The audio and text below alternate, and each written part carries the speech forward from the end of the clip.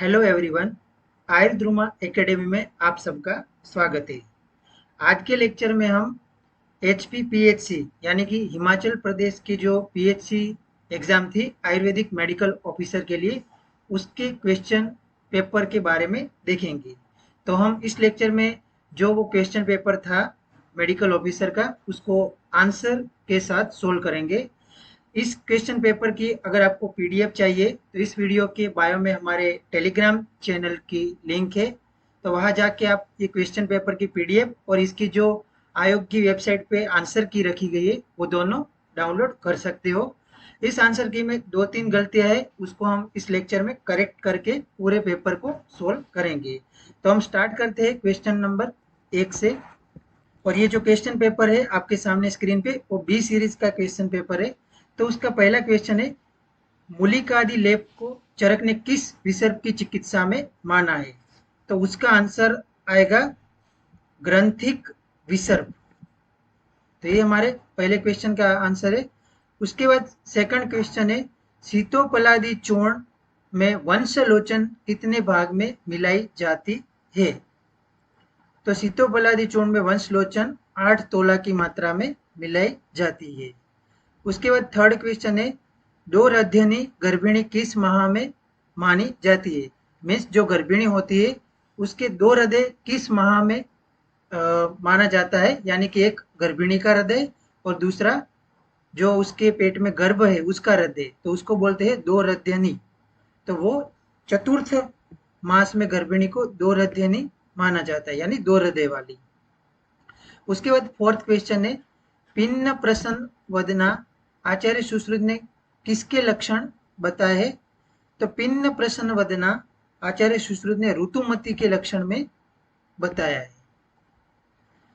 उसके बाद है फिफ्थ क्वेश्चन, सद्य प्राण हर मर्म सुश्रुत मतानुसार किस गुण की प्रधानता मानी है? यानी जो सद्य प्राण हर मर्म है उसमें आचार्य सुश्रुत ने निम्न में से किस गुण की प्रधानता मानी है? तो सद्य प्राण हर मर्म में आग्नेय गुण की प्रधानता होती है, या आग्नेय महाभूत की प्रधानता होती है। उसके बाद सिक्स क्वेश्चन है, सर्वेशु रसेशु जघन्य बल कर क रस, यानी जो षड रस दिए है उसमें से जो बल को कम करने वाला है वो कौन सा रस है? जघन्य यानी कम करने वाला। तो तिक्त रस, जो तिक्त रस होता है उसको अगर किसी बाकी रसों के साथ मिक्स किया जाए तो उनके बल को वो कम कर देता है और अपना प्रभाव ज्यादा दिखाता है। तिक्त यानी कड़वा, बिटर। उसके बाद सेवन क्वेश्चन है, तक्रम दीपनम ग्राही लाघवनात् श्रेष्ठम मधुर पाकित्वात्, ये सेंटेंस आचार्य चरक ने तक्र को किस रोग में पथ्य के रूप में उल्लेखित किया है? तो इस क्वेश्चन में ये कहना चाहते हैं कि ये जो सेंटेंस है उसमें आचार्य चरक ने किस रोग में तक्र को पथ्य माना है? तो हम फिर से पढ़ते हैं, तक्रम दीपनम ग्राही लाघवात श्रेष्ठम मधुर पाकित्वात। तो इसके आंसर में आएगा ग्रहणी रोग। तो चिकित्सा स्थान में जो ग्रहणी चिकित्सा दिया है उसमें तक्र का वर्णन आया है, तो इसका आंसर होगा ग्रहणी रोग। उसके बाद है 8 नंबर का क्वेश्चन, जो माणिभद्र मोदक है वो चक्रदत्त अनुसार किस रोग में प्रयुक्त किया जाता है? तो ये जो माणिभद्र मोदक है वो अर्श की चिकित्सा में आचार्य चक्रदत्त ने माना है। उसके बाद 9 नंबर का क्वेश्चन है, पलाशा दीपान्य चरक अनुसार किस रोग में प्रयोग किया जाता है? तो जो पलाश दीपान्य होता है, पलाशादी पानीय, ये पानीय का एक प्रकार दिया है। पलाश का जो पानीय बना के आचार्य चरक ने किस रोग में उसको बताया है? तो पलाशादी पानीय का वर्णन आचार्य चरक ने श्लेष्म ग्रहणी में बताया है। उसके बाद 10 नंबर का क्वेश्चन है, शुक्र धातु के 8 दोषों में निम्न में से किसे सम्मिलित नहीं किया गया? तो उसके ऑप्शन में फेनिल, तनु, सूक्ष्म और श्याव बताया है। अब शुक्र धातु के 8 दोष माने हैं, वो 8 दोष कौन से है? वेवर्ण्य, वेरस्य, दोर्गंध्य, फेनिल, तनु, वृक्ष, विवर्ण, पुतिपिच्छिल, अन्य धातु संश्लिष्टम और अवसादी। हालांकि वहां पे बहुत सारे 8 की जगह उन्होंने थोड़ा नंबर ज्यादा ही दिए हैं। अगर उसको हम काउंट करने जाते हैं तो 11 हो जाते हैं शुक्र धातु के दोष। तो उसमें से ये सूक्ष्म और श्याव ये दोनों इस जो दो शुक्र धातु के 8 दोषों का श्लोक दिया उसमें नहीं आता। लेकिन जो आयोग की आंसर की है वहां पे श्याव का आंसर दिया है, उन्होंने श्याव को आंसर दिया है डी। लेकिन सूक्ष्म और श्याव ये दोनों शुक्र धातु के 8 दोषों में नहीं आएगी। उसके बाद 11 नंबर का क्वेश्चन है, आचार्य चरक के अनुसार नपुंसकता के कितने प्रकार है? तो उसके आंसर में है 4। हालांकि आचार्य चरक ने नपुंसकता ऐसा वर्ड नहीं दिया, उन्होंने क्लेब्य क्लेब्य के कितने प्रकार बताए? 4 प्रकार बताए। तो इसका आंसर इस तरह आएगा 4। अगर यही क्वेश्चन आचार्य सुश्रुत के अनुसार होता तो उसका आंसर आता 5। तो ये आप याद रखना। उसके बाद 12वें नंबर का क्वेश्चन है, रस रत्न समुच्चय के अनुसार सही क्रम बताए। तो इसमें शोधन के बारे में उन्होंने बताया है। तो जो अभ्रक है उसका शोधन किसमें किया जाता है? तो कांजी में सप्तवार डुबाने से। शिलाजीत का शोधन क्षीर एवं त्रिफला स्वरस में। चप्पल का शोधन नींबू स्वरस में। शस्य का शोधन रक्त वर्ण की औषधियों की भावना। तो ये इसका सही क्रम है और उसका आंसर आएगा बी। अभ्रक को कांजी में सप्तवार डुबाने से, शिलाजीत को क्षीर एवं त्रिफला स्वरस से, चप्पल को नींबू स्वरस में और शस्य को रक्तवर्ण की औषधियों की भावना देकर शोधन किया जाता है। तो ये उसका आंसर है। उसके बाद 13 नंबर का क्वेश्चन है, सर्वकुष्ठग्नि विषनाशिनी किस प्रकार की फिटकरी होती है? तो वो है पित्तिका। तो सर्वकुष्ठग्नि विषनाशिनी किस प्रकार की फिटकरी का बारे में बताया? तो पित्तिका के बारे में। उसके बाद 14 नंबर का क्वेश्चन है, आचार्य सुश्रुत ने निम्न में से भगंदर का प्रकार माना है? तो आचार्य सुश्रुत ने निम्न में से परिस्त्रावी भगंदर का प्रकार माना है। उसके बाद आंत्र वृद्धि नामक रोग में किस आंत्र की वृद्धि होती है? तो स्थूलांत्र की वृद्धि होती है आंत्र वृद्धि रोग में। उसके बाद 16 नंबर का क्वेश्चन है, कांड भग्न का निम्न में से कौन सा वर्गीकरण है? तो कर्कटकम और अश्वकर्ण ये दोनों कांड भग्न के वर्गीकरण में आते हैं। सुश्रुत सूत्र स्थान से ये क्वेश्चन है। उसके बाद वातानुलोम्यम दीप्तो अग्निवर्च आचार्य चरक ने किस कर्म का सम्यक योग माना है? तो वातानुलोम्यम दीप्तो अग्निवर्चम ये स्नेहन कर्म का सम्यक योग में आता है। उसके बाद 18 नंबर का क्वेश्चन है, कौन सा रसायन नैमितिक रसायन की श्रेणी में आता है? तो उसमें आएगा शिलाजीत सेवन। तो नैमितिक रसायन में रसायन की जो श्रेणी होती है उसमें शिलाजीत सेवन आता है। और जो आचार रसायन है उसमें सत्यवादी आएगा। उसके बाद 19 नंबर का क्वेश्चन है, हिक्का उन्माद निंद्रा बला अभाव ये लक्षण किस में मिलता है? तो ये लक्षण विरेचन के अति योग में पाया जाता है। हिक्का उन्माद और निंद्रा और बल का अभाव। उसके बाद 20 नंबर का क्वेश्चन है, निम्न में से कौन सा शोथ का उपद्रव नहीं है? तो उसमें उदर रोग है वो शोथ का उपद्रव में नहीं आएगा। बाकी के तीनों श्वास छर्दी और हिक्का ये शोथ के उपद्रव है। उसके बाद 21 नंबर का क्वेश्चन है, रसो इक्षु यथा दधनी शर्पी तेले तिले किस धातु के बारे में आचार्य चरक ने बताया है? इसका मीनिंग होता है जिस तरह इक्षु में से रस निकलता है और जिस तरह दधी में से सर्पी यानी घृत निकलता है और तिल में से तेल निकलता है, ऐसी उपमा किस धातु के बारे में बताई है? तो ऐसी उपमा शुक्र धातु के बारे में बताई गई है। जिस तरह इक्षु में से हमें इक्षु का रस नहीं दिखता लेकिन फिर भी उसमें होता है, उसी तरह दधी में हमें सर्पी नहीं दिखता लेकिन उसको मंथन करने के बाद उसमें से सर्पी निकलता है। और तिल में से घन स्वरूप होने के बावजूद भी उसमें से तेल निकलता है। उसी तरह शरीर में शुक्र विद्यमान न होने के बावजूद भी शुक्र धातु होता है, सब धातु के सार के स्वरूप में। उसके बाद 22 नंबर का क्वेश्चन है, कौन सा साग्नि स्वेदन नहीं है? तो इसमें से गुरु प्रवारण, ये निराग्नि स्वेद का एक भेद है। बाकी के जो शंकर स्वेद, प्रस्तर और नाड़ी, ये साग्नि स्वेद के प्रकार है, और गुरु प्रावरण ये निराग्नि स्वेद का प्रकार है। उसके बाद वमनोपक द्रव्य है तो यष्टि मधु, यष्टि मधु वमनोपक द्रव्य की श्रेणी में आता है।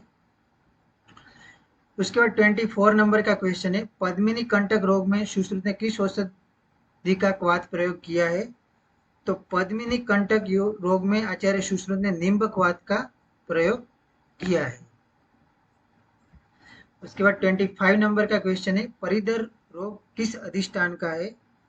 तो ये परिधर जो रोग है वो मुख्य रोग का एक भेद है। उसके बाद 26 नंबर का क्वेश्चन है, आचार्य सुश्रुत के मतानुसार विरेचन के कितने दिन पश्चात अनुवासन बस्ती का प्रयोग बताया है? तो आचार्य सुश्रुत के मतानुसार 7 दिन के बाद अनुवासन बस्ती का प्रयोग बताया है विरेचन के बाद। उसके बाद आचार्य सुश्रुत मतानुसार वृश्चिक दंश में निम्न में से किस द्रव्य का प्रयोग किया जाता है? तो वृश्चिक दंश में तुलसी पत्र, बिजोरा स्वरस और गोमूत्र से लेप किया जाता है, तो इसका आंसर है ए। उसके बाद 28 नंबर का क्वेश्चन है, एड गजादि लेप किस रोग में चक्रदत्त ने उल्लेख किया है? तो एड गजादि लेप का वर्णन जो है वो कुष्ठ की चिकित्सा में आचार्य चक्रदत्त ने बताया है, तो इसका आंसर है ए। उसके बाद बालम संवत्सरा अपान्नम डैश डैश डैश पादाभ्यम न गच्छति, काश्यप संहिता मतानुसार शिशु के कौन से रोग का ये लक्षण है? तो ये फक्क रोग का लक्षण है कि जो बच्चा होता है 1 साल तक भी अपने पैरों पे चलना नहीं सीखता, तो फक्क रोग का एक लक्षण है, इंपॉर्टेंट है, उसको स्टार करके याद रखना। AIAPGT की एग्जाम में भी ये क्वेश्चन आने की संभावना ज्यादा रहती है। और फक्क रोग को हम मॉडर्न में देखने जाए तो उसको रिकेट्स कहा जाता है। उसके बाद 13 नंबर का क्वेश्चन है, क्षीरा आलस्यक रोग में निम्न चिकित्सा अष्टांग हृदय अनुसार नहीं मानी। तो क्षीरा आलस्यक में सद्य विरेचन और वमन अष्टांग हृदयकार ने बताया है, लेकिन सद्य जीवनीय ये चिकित्सा क्षीरा आलस्यक में नहीं आती। उसके बाद आचार्य चरक के अनुसार अभेषज का प्रकार कौन सा है? तो इसका आंसर है डी, बाधन। आचार्य चरक ने चिकित्सा स्थान में भेषज और अभेषज के बारे में वर्णन किया है। उसमें अभेषज के उन्होंने 2 प्रकार बताए रहे, बाधन और सहानुबाधन। तो ये बाधन और सहानुबाधन ये 2 अभेषज के 2 प्रकार है। और भेषज के उन्होंने पर्याय बताए है, चिकित्सितम व्याधिहरम पथ्यम, ये सभी भेषज के पर्याय है। और ये बाधन है वो अभेषज का एक प्रकार है। अभेषज के टोटल कितने प्रकार है? तो उसके टोटल है 2 प्रकार। उसके बाद इंद्र रसायन में आचार्य चरक के मतानुसार कौन सी भस्म नहीं होती? तो जो इंद्र रसायन होता है उसमें इसमें से कोई भी भस्म नहीं होती, इसका आंसर जाएगा डी। जबकि इंद्र जो रसायन चिकित्सा स्थान में उन्होंने रसायन चिकित्सा अध्याय में बताया है, तो उसके जो घटक द्रव्य इस तरह है, इंद्री, मत्स्याक, ब्राह्मी, वचा, ब्रह्म सुअरचला, पिपली, सेंधव नमक, हेम, शंख पुष्पी, विष और घृत, ये सभी इंद्र रसायन के घटक द्रव्य है, इसमें कोई भी भस्म का उल्लेख नहीं आया, तो इसका आंसर जाएगा डी। उसके बाद 33 नंबर का जो क्वेश्चन है, पांडु रोग में सुश्रुत मतानुसार वर्गीकरण नहीं किया। तो आचार्य सुश्रुत ने मृदु भक्षण जन्य पांडु का भेद नहीं माना। जो मृदु भक्षण जन्य पांडु का प्रकार है वो आचार्य चरक ने माना है। उसके बाद अर्श रोग की चिकित्सा में निम्न उपक्रम सामान्यता उल्लेखित नहीं है। तो इसका आंसर जो आंसर की में है उसमें ये दी दिया है, लेकिन इसमें थोड़ा डाउटफुल है। बस्ती जो होती है वो भी अर्श रोग की चिकित्सा उपक्रम में नहीं आती, तो इसका कंफ्यूजन है। आप इसका आंसर ढूंढ के मुझे कमेंट बॉक्स में बताएंगे कि बस्ती अल्सर रोग की चिकित्सा उपक्रम में आती है या नहीं आती। तो ये आपका होमवर्क है। उसके बाद 35 नंबर का क्वेश्चन है, प्रजायनी का कौन सा लक्षण सुश्रुत मतानुसार नहीं है?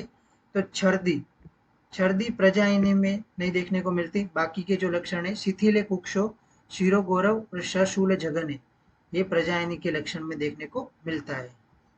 36 नंबर का क्वेश्चन है, मूढ़ गर्भ की सामान्यता कितनी गति मानी गई है? तो 8 गति मूढ़ गर्भ की मानी गई है। ये आएगा इसका आंसर। उसके बाद 37 नंबर का जो क्वेश्चन है, अंत सुनीलो बहिर्उज्ज्वलो यो मध्याह्न सूर्य प्रतिमा प्रकाश किसके बारे में भेषज रत्नावली में माना है? तो ये बहुत ही इजी है, पारद के बारे में माना है ये जो सेंटेंस है वो। उसके बाद 38 नंबर का क्वेश्चन है, विसर्प रोग में निम्न दूष्य सम्मिलित नहीं माना। तो जो विसर्प के 7 दूष्य है उसमें से रस को विसर्प के दूष्य में नहीं माना। बाकी के जो रक्त, त्वचा और लसिका, ये तीनों विसर्प के दूष्य में सम्मिलित है। उसके बाद 39 नंबर का क्वेश्चन है, नाग दंत्यादि घृत का प्रयोग आचार्य चरक के अनुसार किया जाता है। तो आचार्य चरक ने विष चिकित्सा में नाग दंत्यादि घृत का प्रयोग बताया है।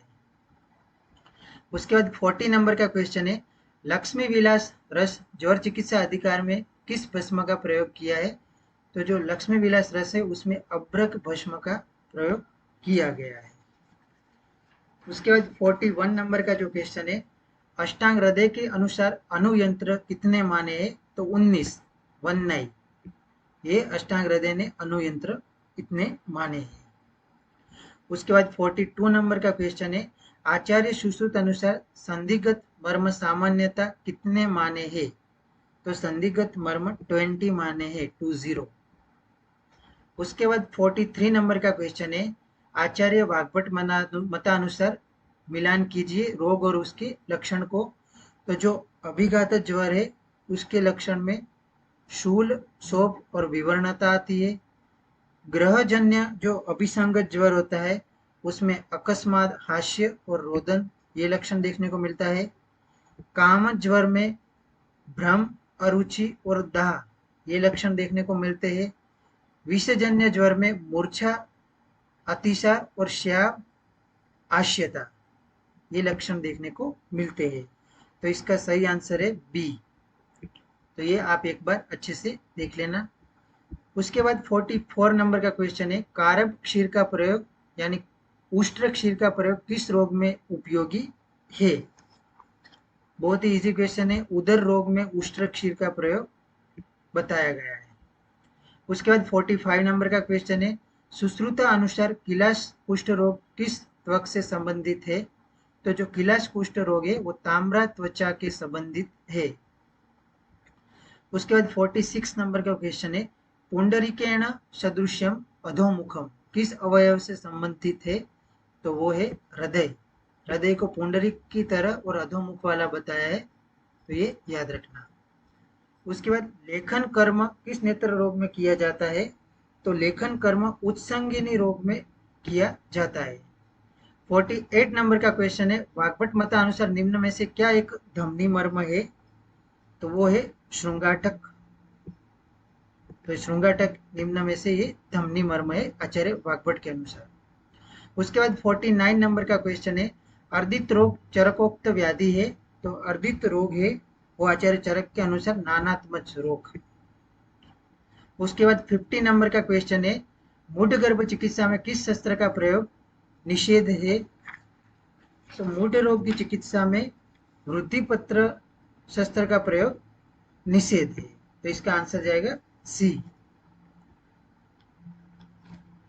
उसके बाद नेक्स्ट है 51 नंबर का क्वेश्चन, आचार्य सुश्रुत के मतानुसार अस्मरिक का प्रकार की गणना नहीं की गई। तो निम्न में से किस अस्मरिक प्रकार का वर्णन आचार्य सुश्रुत ने नहीं किया? तो पित्ताशय अस्मरिक का वर्णन आचार्य सुश्रुत ने नहीं किया। बाकी जो तीनों दिए है, वातज, पित्तज, श्लेष्मज अस्मरिक का वर्णन आचार्य सुश्रुत ने किया है। उसके बाद 52 नंबर का क्वेश्चन है, गर्भ मासानुमासिक वृद्धि में तृतीय मास में गर्भ का आकार किस प्रकार का होता है? तो तृतीय मास में हस्तपाद निर्मिति, मीन्स के हाथ और पैर का जो निर्माण है वो इस मास में हो जाता है। तो गर्भक का जो आकार है वो इस तरह हस्तपाद वाला दिखता है। उसके बाद 53 नंबर का क्वेश्चन है, लांघन के वर्गीकरण में चरक ने सम्मिलित नहीं किया है। तो आचार्य चरक ने लंघन के जो प्रकार दिए हैं 10 प्रकार, उसमें आतप सेवन का वर्णन नहीं किया। उसमें चतुष्ट प्रकार की संश्रुति और ये 6 प्रकार के उपवास, वायु सेवन वगैरह का वर्णन किया है, लेकिन आतप सेवन का वर्णन नहीं किया। उसके बाद 54 नंबर का क्वेश्चन है, परिक्षेपी भगंदर किस संहिता में उल्लेख किया है। तो परिक्षेपी भगंदर सुश्रुत संहिता में उल्लेख किया गया है। हालांकि जो आंसर की है आयोग की, उसमें ए आंसर दिया था, लेकिन आचार्य चरक ने भगंदर के कोई प्रकार नहीं बताए, तो इसका सही आंसर आएगा सुश्रुत संहिता। तो इस क्वेश्चन को अच्छे से याद रखना। उसके बाद 55 नंबर का क्वेश्चन है, ये जो गलत क्वेश्चन की आंसर की में जिसके गलत आंसर या कंफ्यूजिंग आंसर दिए उसको हम राउंड करेंगे। उसके बाद 55 नंबर का जो क्वेश्चन है, आचार्य सुश्रुत मतानुसार नेत्र रोग कितने माने हैं। बहुत ही इजी क्वेश्चन है। 76 नेत्र रोग आचार्य सुश्रुत ने माने हैं, बहुत बार पूछा गया हुआ क्वेश्चन है। उसके बाद प्रावृट ऋतु में निम्न में से किन रसों का सेवन करना चाहिए। तो 56 नंबर का क्वेश्चन है कि प्रावृट ऋतु में किस रसों का सेवन करना चाहिए। तो प्रावृट रसों में ऋतु में मधुर, अम्ल और लवण रस का सेवन करना चाहिए। उसके बाद 57 नंबर का क्वेश्चन है, तृतीय विश्व की चिकित्सा अष्टांग हृदय के अनुसार क्या बताई है। तो तृतीय विश्व की चिकित्सा में अगतपान और नश्य बताया है, तो इसका आंसर ए आएगा।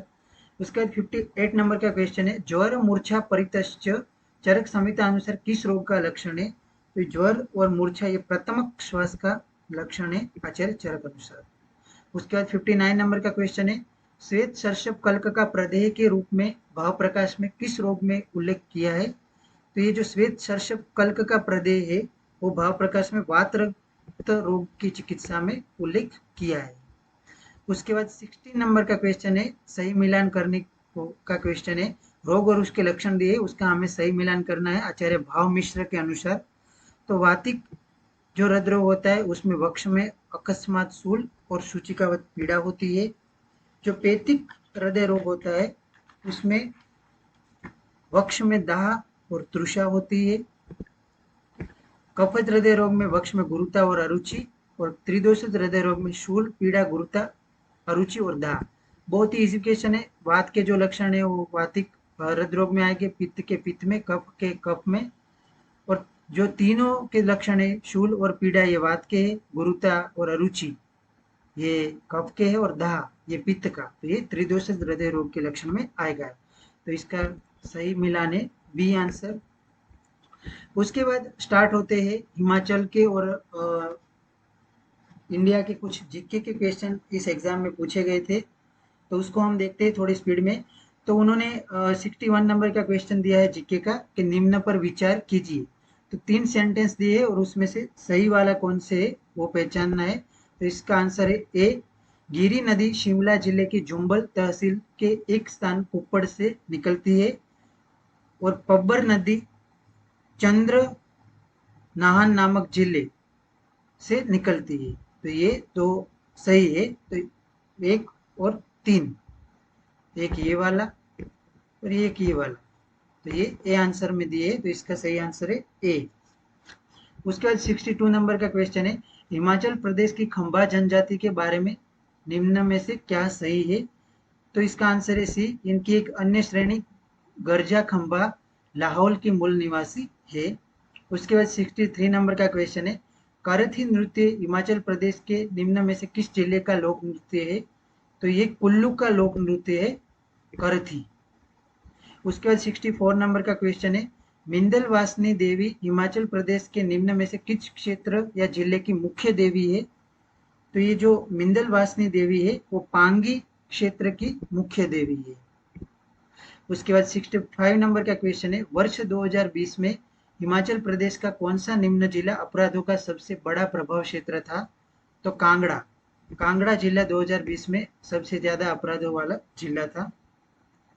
उसके बाद 66 नंबर का क्वेश्चन है, हिमाचल प्रदेश के निम्नलिखित जिलों में से सबसे अधिक नशा मुक्ति केंद्र कहाँ पे है। तो कांगड़ा, सोलन तथा ऊना, इन जिलों में सबसे अधिक नशा मुक्ति केंद्र है। उसके बाद 67 नंबर का क्वेश्चन है, हिमाचल प्रदेश के वर्ष 2022-23 के बजट में शिक्षा के लिए कितनी राशि की व्यवस्था की गई थी? तो इसका सही आंसर है डी, 8,412 करोड़ रुपए शिक्षा के लिए बजट 2022-23 में इतनी राशि की व्यवस्था की गई थी। उसके बाद 68 नंबर का क्वेश्चन है, हिमाचल प्रदेश की 60 to 64 आयु वर्ग की महिलाओं को अप्रैल 2022 से कितनी प्रति माह पेंशन दी जाएगी? तो 1,000 रुपये प्रति माह पेंशन 60 से 66 साल की आयु वर्ग की जो महिलाओं है उनको अप्रैल 2022 से पेंशन दी जाएगी। उसके बाद 69 नंबर का क्वेश्चन है, निम्न में से कौन सा हिमाचल प्रदेश का स्थान अपने जिले के साथ सही सुमेलित नहीं है? तो इसमें से इसका आंसर है डी, सुनाही मंडी एक सही नहीं है, बाकी के तीनों सही जिले के साथ हिमाचल प्रदेश के स्थान सुमेलित है। उसके बाद 70 नंबर का क्वेश्चन है, प्रसिद्ध चित्रकार अमृता शेरगिल ने ब्रह्मचारी शीर्षक चित्रकला किस वर्ष में बनाई थी?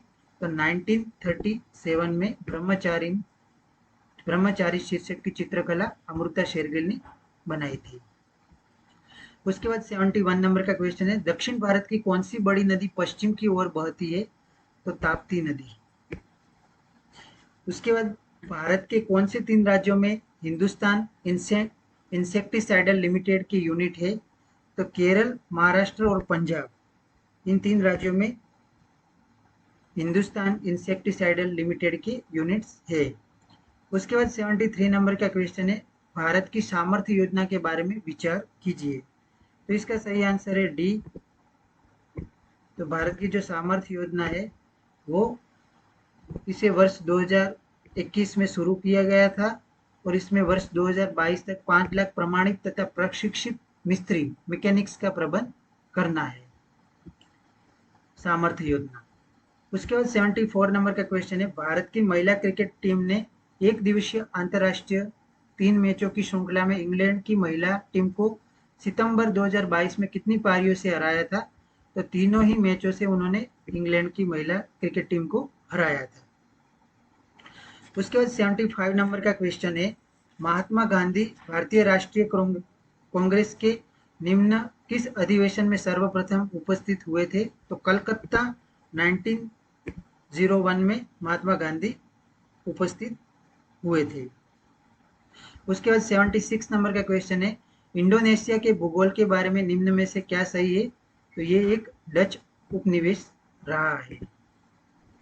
उसके बाद 77 नंबर का क्वेश्चन है, अमेरिका के राष्ट्रपति बिल क्लिंटन के बारे में निम्न में से क्या सही नहीं है?